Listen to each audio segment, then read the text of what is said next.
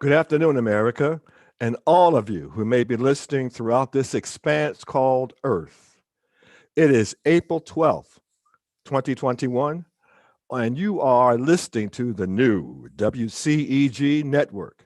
We welcome you. This program is Issues and Answers, and I am Norman A. Carter Jr. On your computer or smartphone, you can view or hear us by typing in WCEG talkradio.com. Or in your browser, when you go to your browser, hit enter, and on the next screen, just click the live stream. Live stream. On your smart TV, and I've done this myself, you can just click on the YouTube icon and search for WCEG Network. And again, we are Issues and Answers. WCEG stands for the Worldwide Community Empowerment Group. Our programming goal is to leave you a more informed and more empowered listener than you were when you tuned in before you tuned in. Our motto, we speak life to the community, the worldwide community. You may like us on Facebook and view us live there also. You can follow us on Twitter and on Instagram. Find us at WCEG underscore talk underscore radio and at WCEG network. Word of caution, the topics and opinions on issues and answers are those of me, Norman A. Carter Jr., and my guest, whom I don't have today, and not the WCEG network. So please leave our staff and management alone. If you don't like what I'm saying, come after me. I've got no money, got nothing for you to get, but come after me anyway. This is my show, and these are my words. I hope you enjoy, and I hope we are able to inform you this wonderful sunny afternoon down here in Georgia. Let me begin by saying this. I have a lot to get into today. We don't have a guest, and maybe that's a helpful thing. Let me start by saying this old saying: the more things change, the more things stay the same. That is a saying I learned decades ago before they were millennials or Generation Xers or any of that. I was a baby boomer. Guess I still am. And we were numbered in the millions. Probably still are a few million, but not as many as there were before. Many of us believed in that Superman boast of truth, justice, and the American way. We believed we could make changes that would guarantee a decent minimum wage, equal voting rights, protection from police abuse, and egalitarian protections for education, employment, and health care. As former President Ronald Reagan once said, there you go again. Now, for those of you who don't know me, integrity means a lot to me. Let me tell you a little small story here.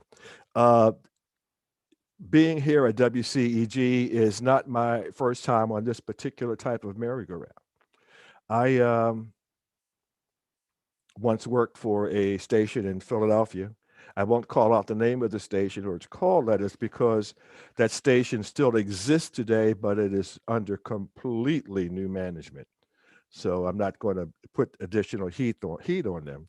But let me explain to you what I mean by integrity.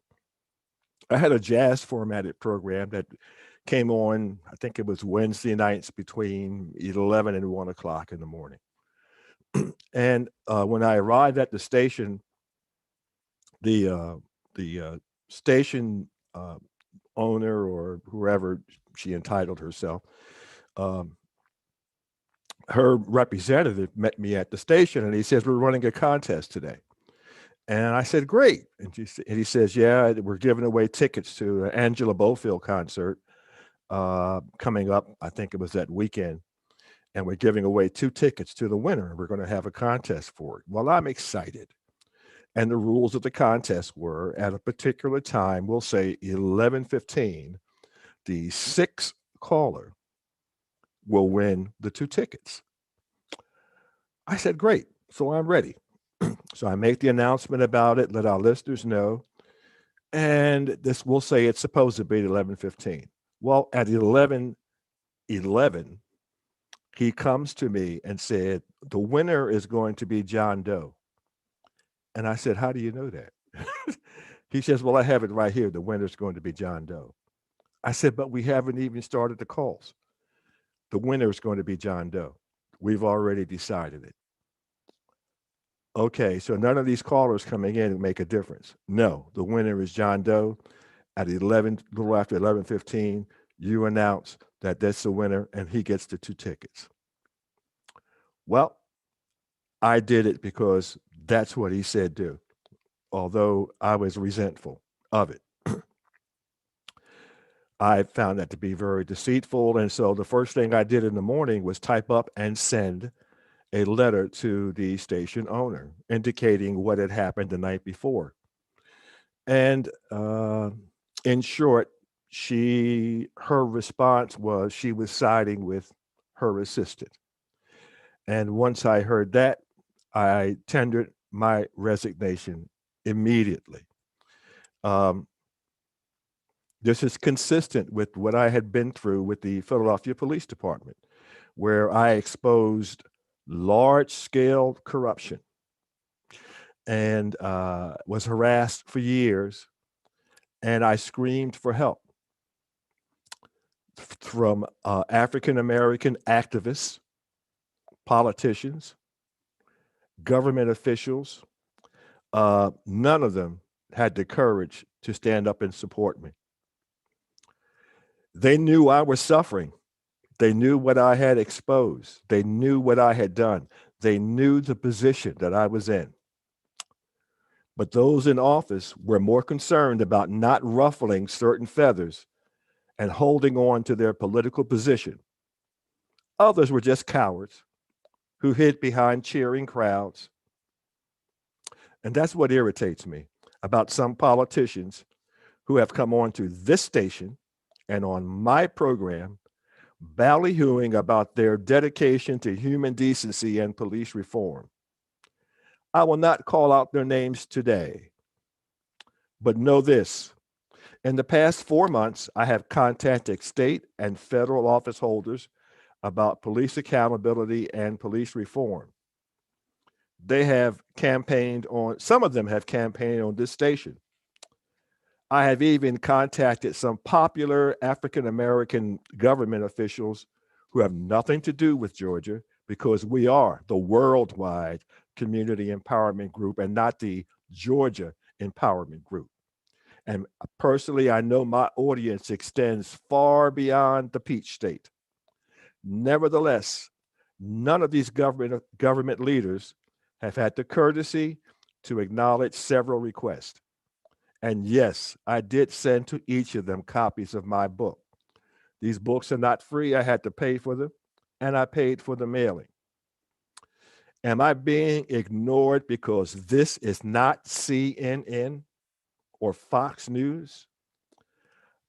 My plea to them is please continue. Please continue to ignore me when I speak your name on issues and answers in a couple of weeks. That is not a threat, it's a promise. Stop telling the masses that you are for the people when you are actually only for yourself. Some of you government leaders and politicians are Machiavellian in your behavior. As long as you can convince your constituency they are victims, you feel that secures you as their champion. You are as subtle as the serpent in the Garden of Eden and equally as deceitful. To be honest, some of you are very busy serving your constituency, but others are just opportunists and surrogate oppressors. Now let's get to some issues. There's a lot going on today. I'll start off by saying that Yesterday, I went to a little gathering promoted by U.S. Congresswoman Carolyn Bordeaux of the 7th Congressional District. It was over in Norcross at the 45 South Cafe. Nice place, nice event. And this is one of my first that I've been to in a while. But I will say to all of you that when your legislators have these meetings and they send out these notices, please go and please attend. Uh, People brought a lot of concerns and problems to that meeting.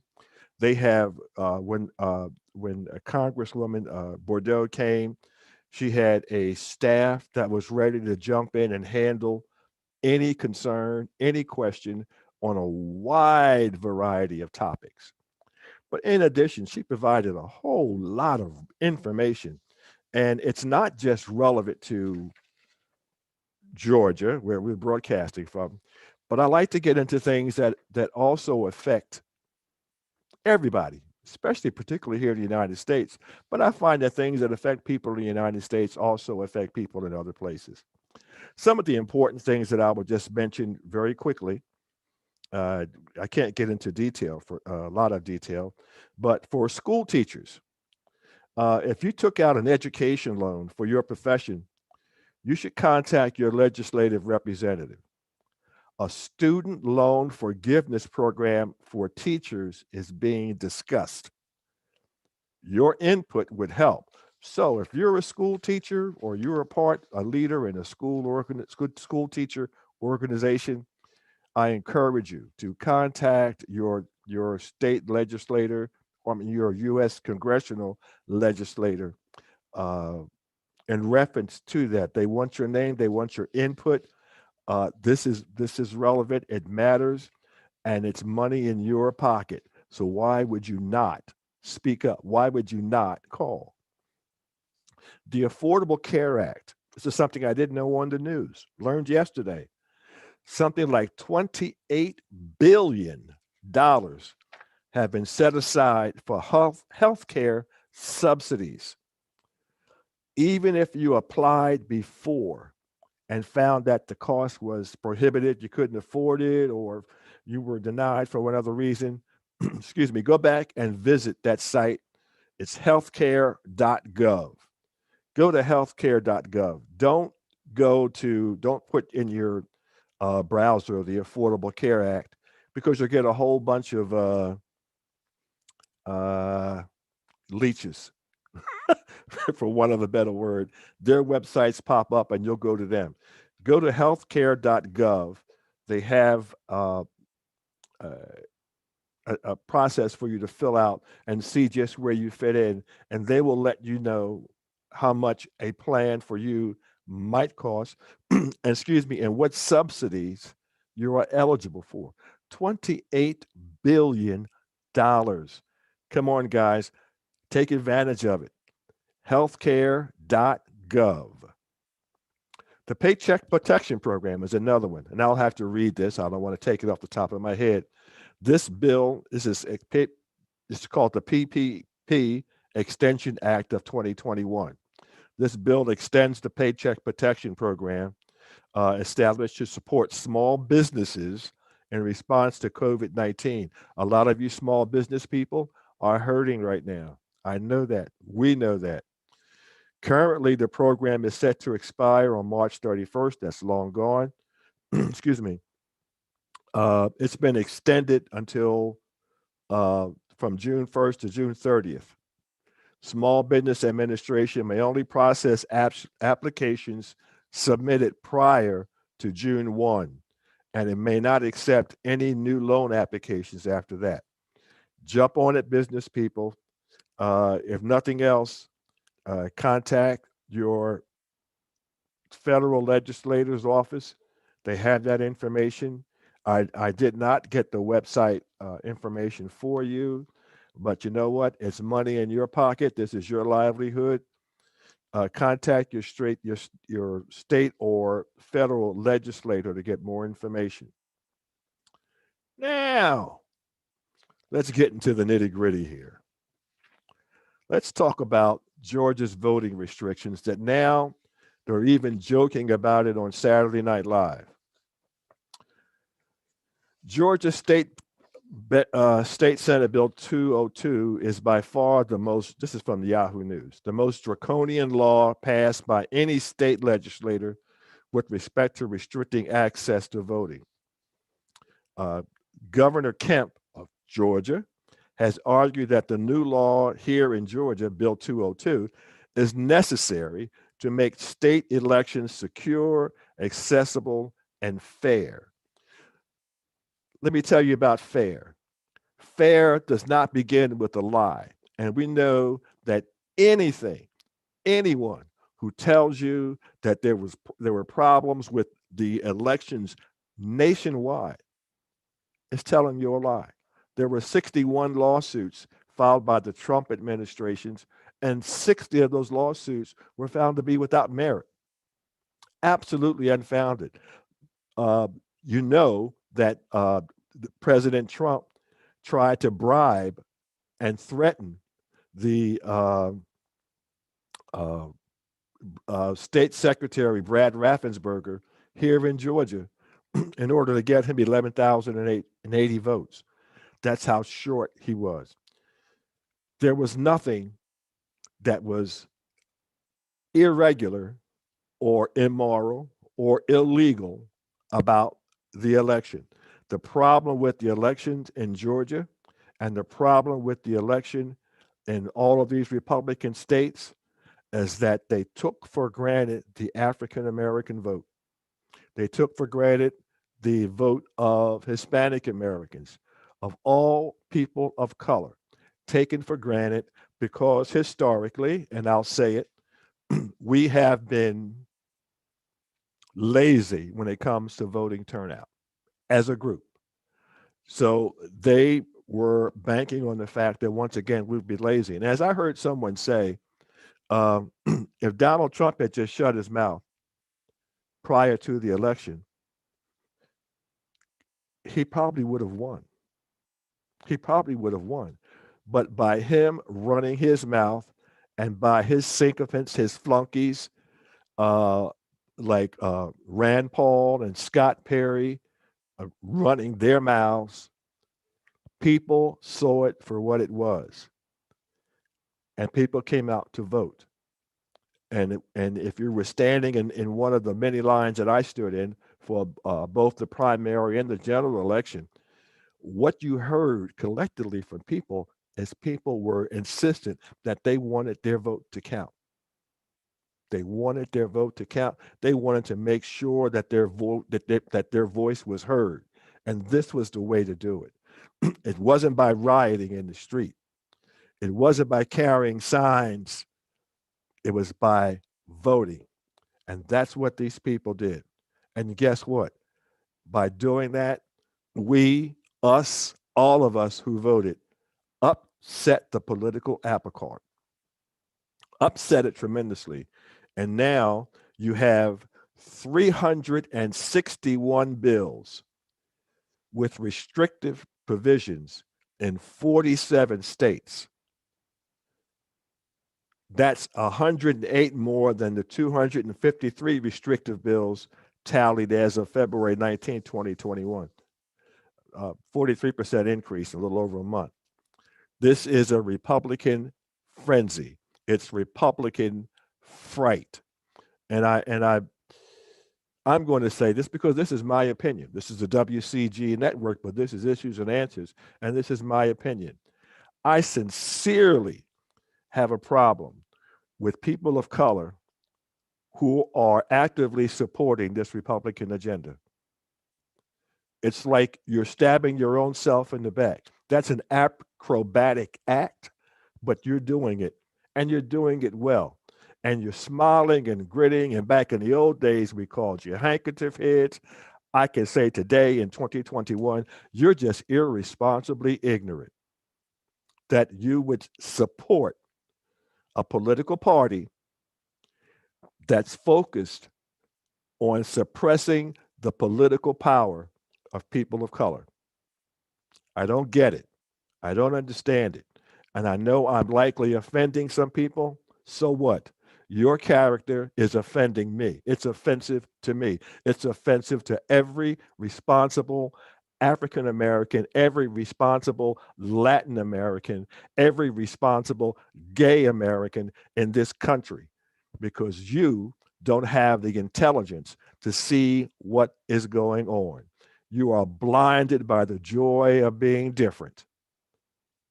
My goodness, how different you really, really are. As Michael Jackson would say, you need to look at the man in the mirror. And we've got, again, so many other things to get into. I have to check my list here. What do we want to talk? Oh, let's one of my pet peeves, because I talked about Scott Perry. I mentioned his name a little bit, and I jumped all over him on Facebook today.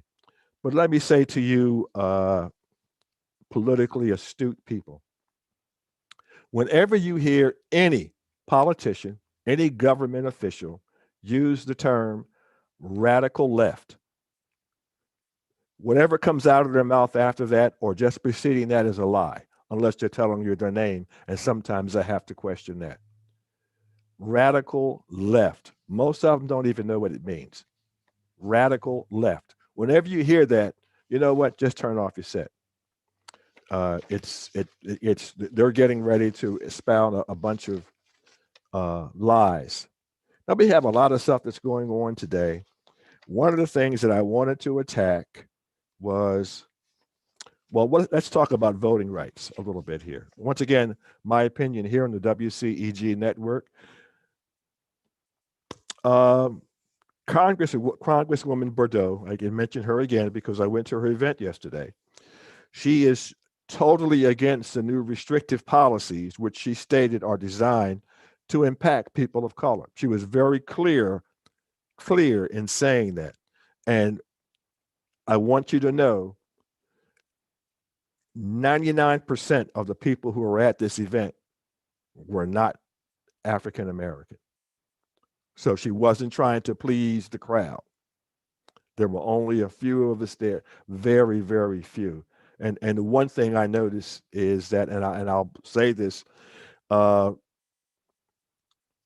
I actually supported John Eves, who many of you know, for his election for the 7th Congressional District. He lost the election. Um, I interviewed him at several times, went to several events with him. Very disappointed when he lost the election. But Congresswoman Bordeaux won, and she is my congressional representative.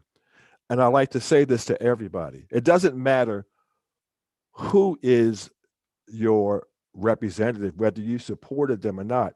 Just because your candidate didn't win doesn't mean that you opt out of being concerned about the concerns of your community and your own personal welfare.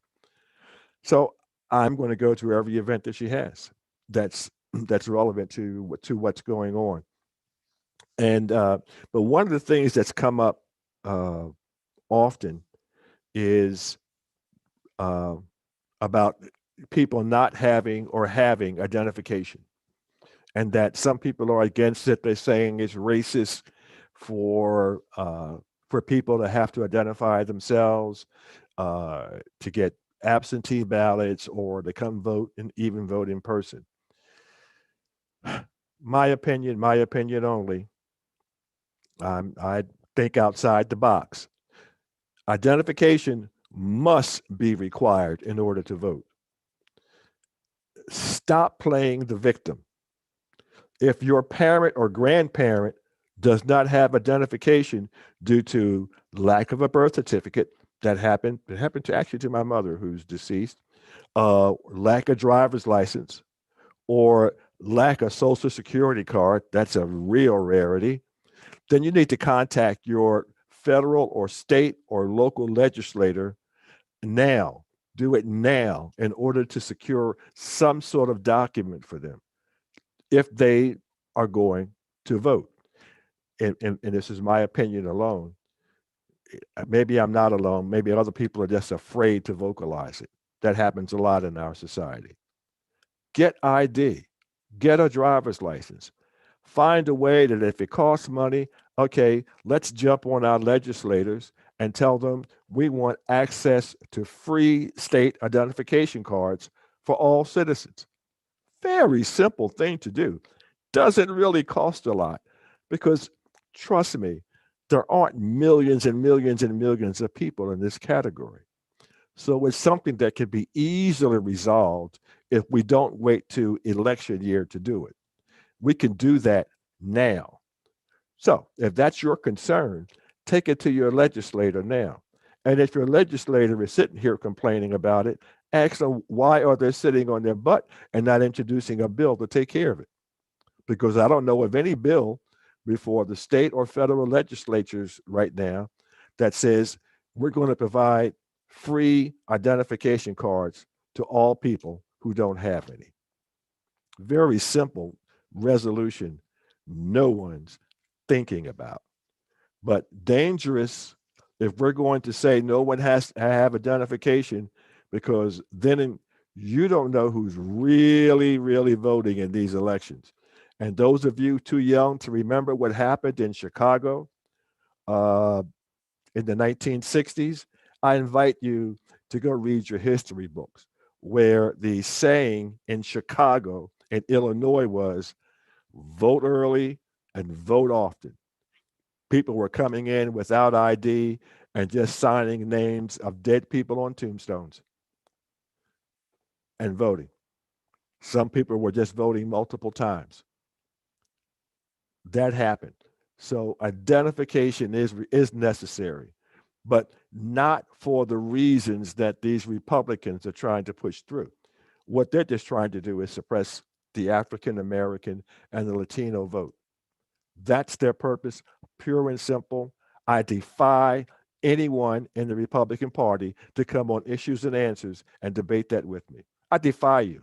And I have put a challenge outlet like this out before on social media, and I had no takers, and I'll have no takers this time either. So we move on to other subjects. I think I want to go back and talk about. I want to talk about Miss Katherine Johnson. Some of you might remember her, but in light of that, let me go. Let me first go to some of the current issue. We just have Dante Wright killed in Minnesota uh, during events around a traffic stop. Short story, the Reader's Digest version. Police pulled over the car, conduct an investigation, find out there are multiple warrants on him. They attempt to arrest him. He runs back, jumps in the car, and takes off, and they shoot him.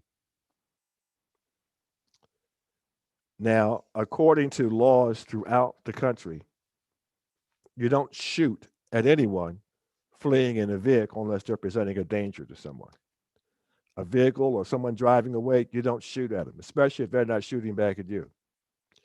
But according to the latest news from CNN, then it happened about maybe an hour ago, is that the officer yelled taser, excuse me, and thought he was firing his taser, but was actually shooting his gun.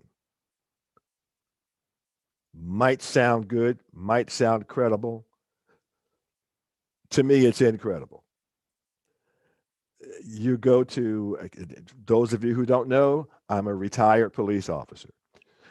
They didn't have tasers when I was a police officer. But I will say this, that when you're issued things like pepper spray or mace, in addition to your weapons, your guns, you are trained on these.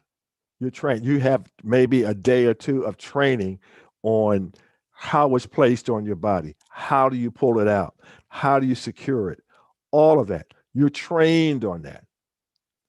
You know there's probably a different hand used to pull out a taser than to pull out a gun. I'm just saying. So let's look at that with jaundiced eye a little bit. But Norman Carter is going to tell you, let the facts play out. Just pay attention. No need to go breaking people's windows. No need to jump on top of police cars and destroy them. I'll get into that in a minute. And in fact, I'll get into it now. Let me say this. Whenever you hear or see people organizing a protest or demonstration in the dark, number one, they are dealing in ignorance, and they are also bent on destruction. There's no such thing as a peaceful demonstration that's called in the evening or at night. If you go back to the 60s, the 50s, all of the demonstrations for the safety of the public and the safety of the protesters were done in the daytime. All were organized before they hit the streets. They weren't done by over the telephone. We didn't have cell phones then. You didn't call people up and say, we're going to meet at 10th and Peachtree for a demonstration. No, was not done. And unfortunately, we have a bunch of lazy, irresponsible young people that are calling for these demonstrations in the dark and at nighttime, and they're getting what you can absolutely expect: destruction. And I somewhere here I have a quote from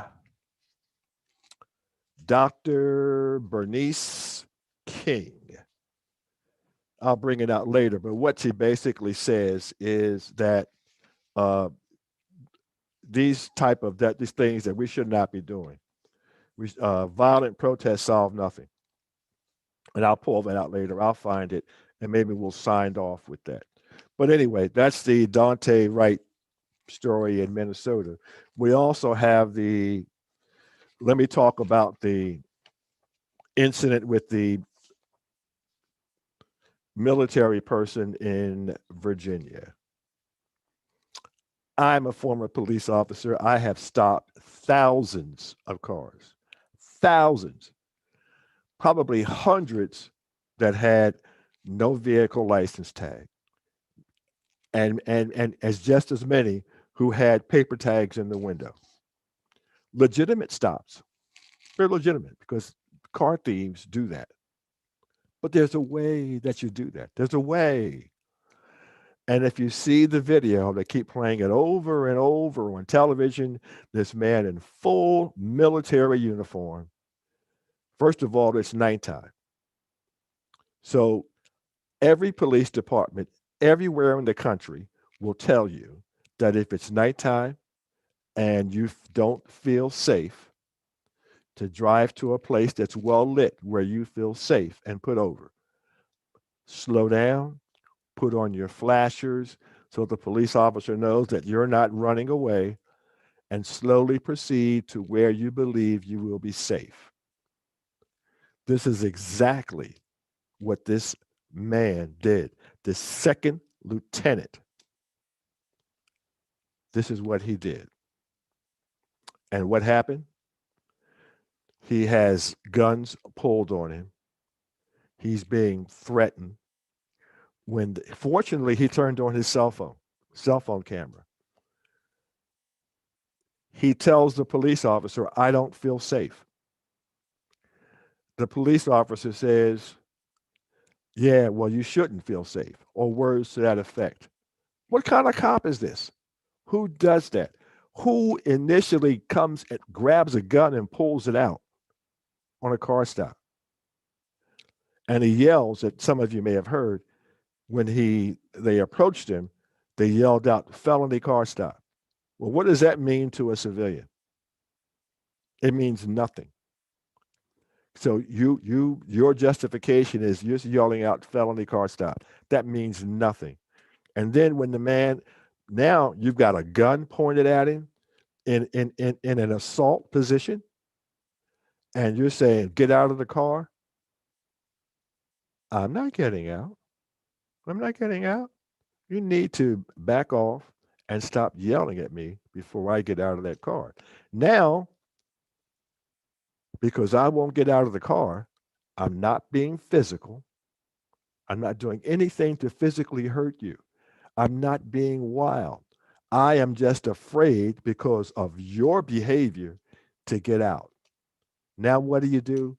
You spray me in the face. Crazy.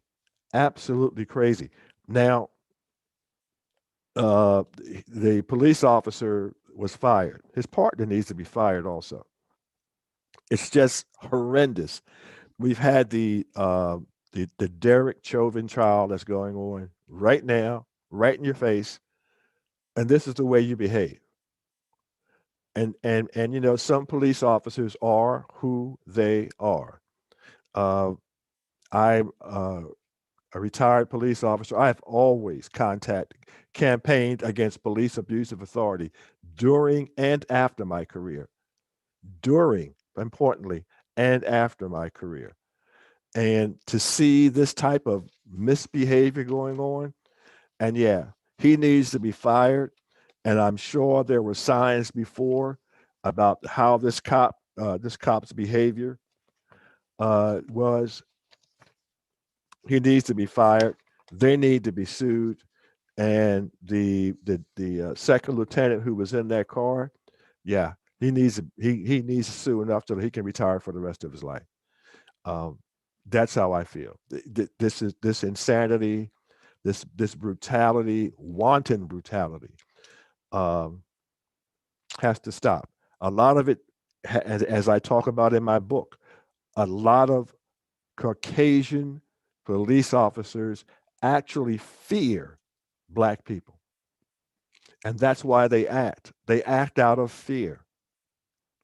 And when you continually project images of Black people on television as warlike, as perpetually angry, and you do that by showing these demonstrations and whatnot where people are uh, burning down property, destroying property, beating up people for no reason.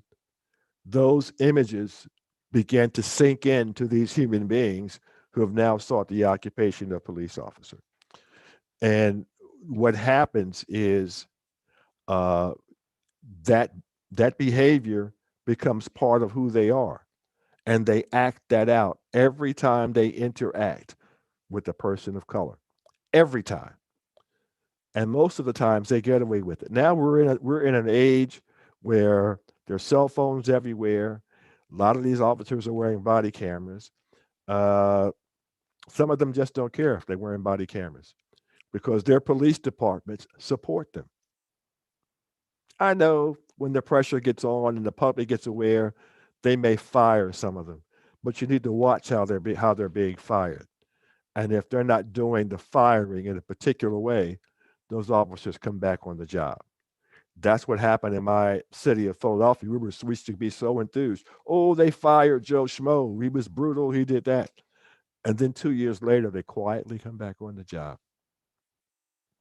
because the police department, who knew better, didn't do the firing properly. And that could very well happen to these officers here. Uh, Katherine Johnson. Well, before I get to Miss Katherine Johnson, let's talk about very briefly, about Mr. Ahmaud Arbery, who a lot of you are familiar with. He was shot not by police officers. Don't believe the history rewrite. He was shot by armed vigilantes who suspected he was a burglar. That's what they say. And he was just jogging through their neighborhood.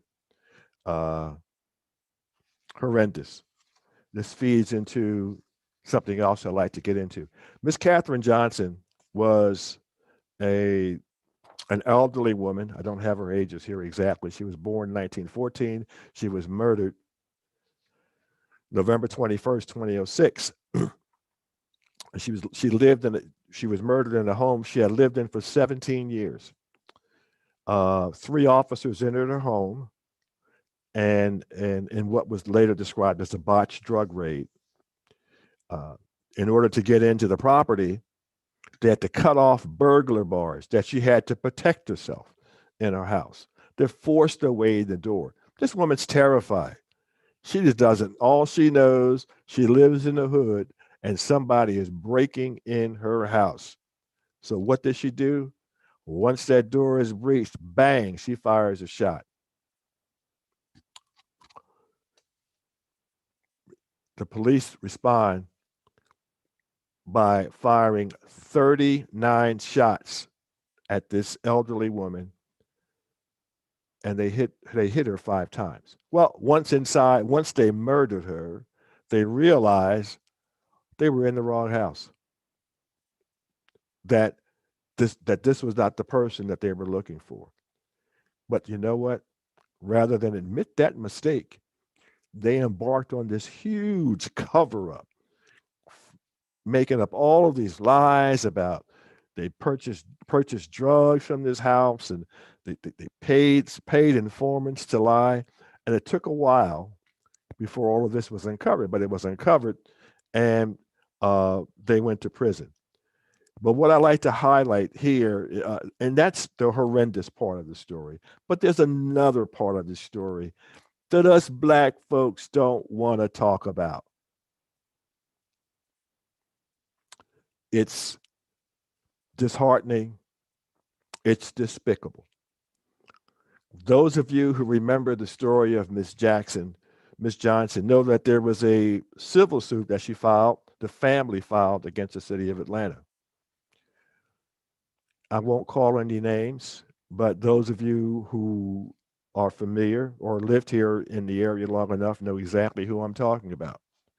But there was a particular reverend who imposed himself on this family and nominated himself as spokesperson for this family who was grieving over the murder of their family member by police officers. At this time, at the height of their emotional upheaval, but also at a time of great distress, this person became the family spokesman.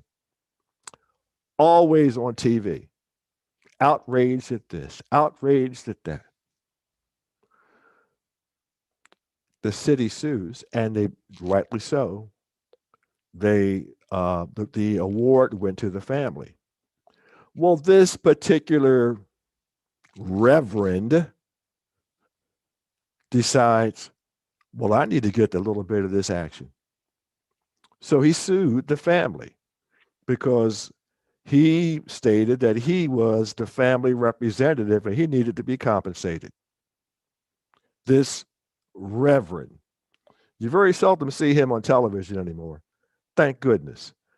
But I say that, have you noticed that in all of the recent cases of police abuse, of police brutality, of police killing African American people, it's always the same 2 or 3 African American lawyers that pop up? Always the same. They're always there. Seems like all of these families have their number and they call them and they're there. How strange. Are these lawyers, are they really, what do I call them? Are they coffin chasers? Are they African American coffin chasers?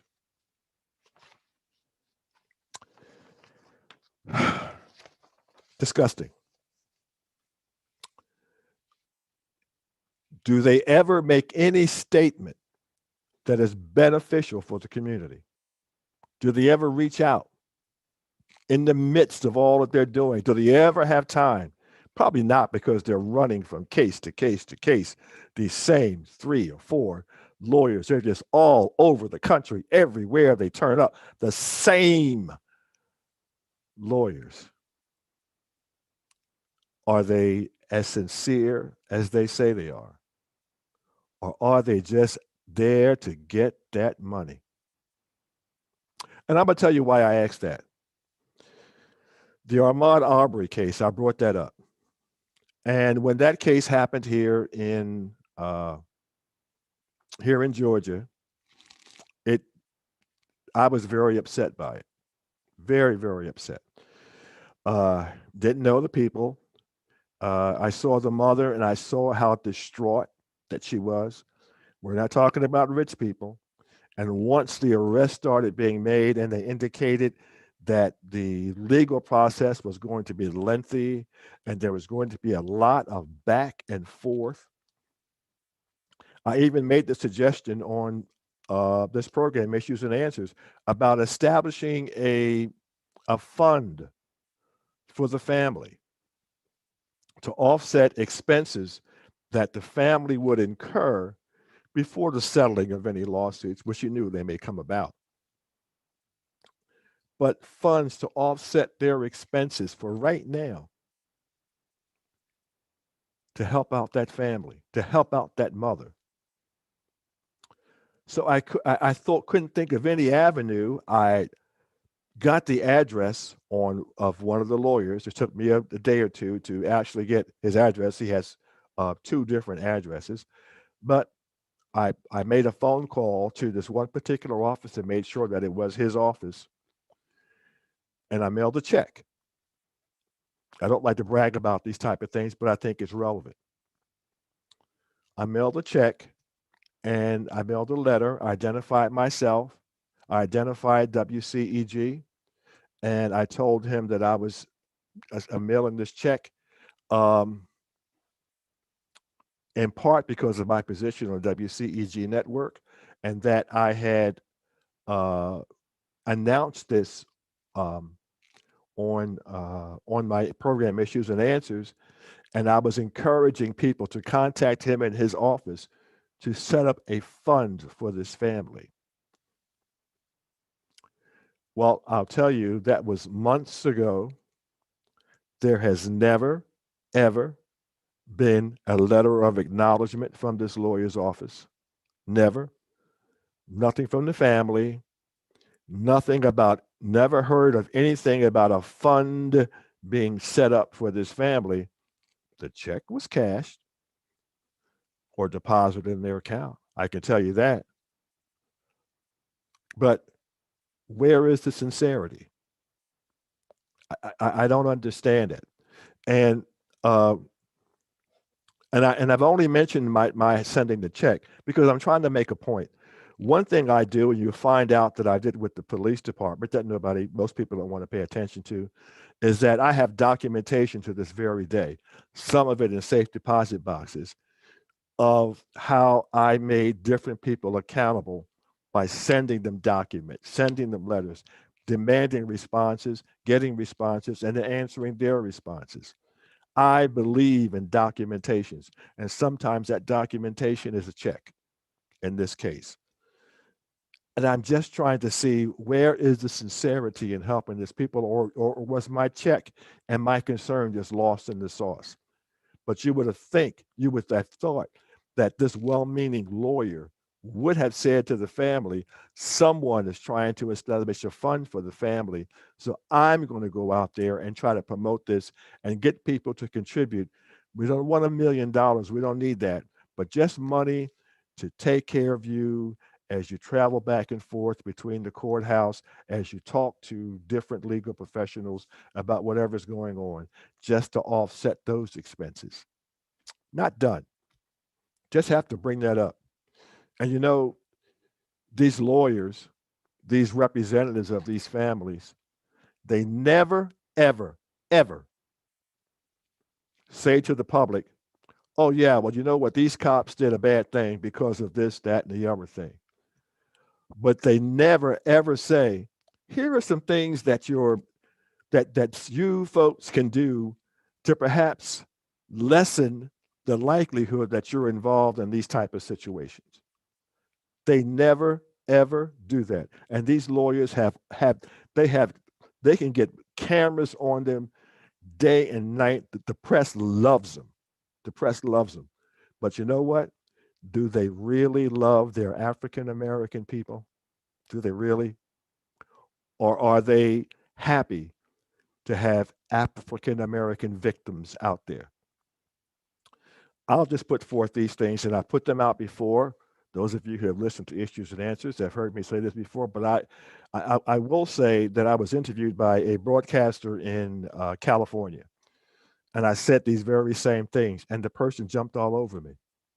And why are you telling people not to do this and not to do that? I said, because I'm trying to save lives, which is something these lawyers are not trying to do. Norman A. Carter Jr., here on Issues and Answers, wants to save Black lives, not grieve Black lives. Now, yes, we're going to have incidents like the George Floyd incident that's going on now. I understand that. But there are other incidents that just do not have to happen. So let me put forth these things here as we get ready to close out the program.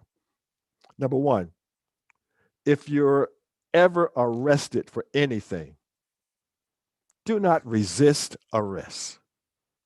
You may feel the unrest is unlawful. You may feel you're getting a bad deal.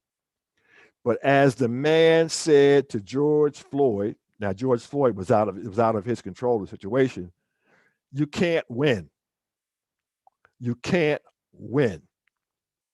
All you're going to do is make the situation worse. When a police officer stops you in your vehicle and asks you for your operator's license, they have a right to do that. That's in the law. They don't need to give you a reason. They should, but they have a right to do that. They have a right to ask for your vehicle registration. They have a right to ask for your insurance cards. Don't question, comply. Don't try to be an F. Lee Bailey out there in the street. Those of you old folks know who F. Lee Bailey was. Here's a word of advice. Unless a search is incidental to an arrest, a police officer does not have the right to demand that you open the trunk of your car.